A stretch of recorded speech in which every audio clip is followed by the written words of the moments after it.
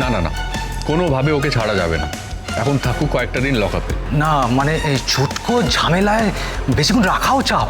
তারপর এরাও ইমোশনাল হয়ে গেছে, বুঝতেও তো পারছেন।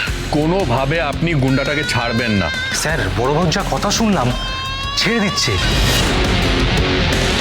হোয়াট? স্যার যেটা গুন্ডা হলেও একটা রবিনহুড মার্কা ইমেজ আছে, ওনার লোকাল ভালো সাপোর্ট আছে। ওকে, আমি এক্ষুনি থানায় আসছি। মম, আমাকে একবার থানায় যেতে হবে, ইটস আর্জেন্ট। আসছি।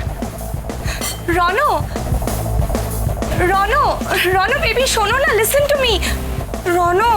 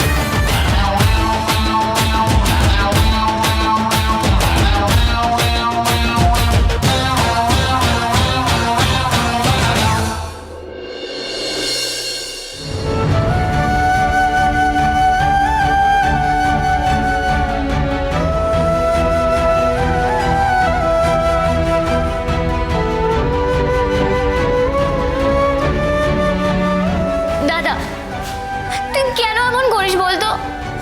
তোর যদি কিছু হয়ে যায় আমি কি করে থাকবো বল? সেটা তো একবার তুই ভাববি।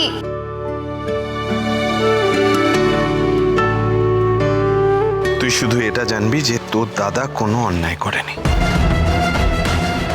আমি অত ন্যায় অন্যায় বুঝি না দাদা, আমরা গরিব মানুষ, অত নেতা মন্ত্রী উকিল আমরা কাউকে চিনি না।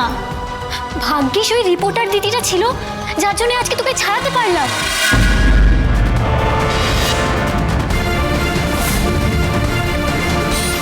কি বললি? রিপোর্টার? একটা রিপোর্টার আমাকে ছাড়িয়েছে? এর থেকে তো ভালো আমি হাজতে থাকতাম। এই একদম বাজে কথা বলবি না। ওই রিপোর্টার দিদিটা নিজের বোনের পরিচয় দিয়ে তোকে বাঁচালো, আর তুই তাকে আজে বাজে কথা বলছিস? যে কেউ আমার বোন হতে পারে।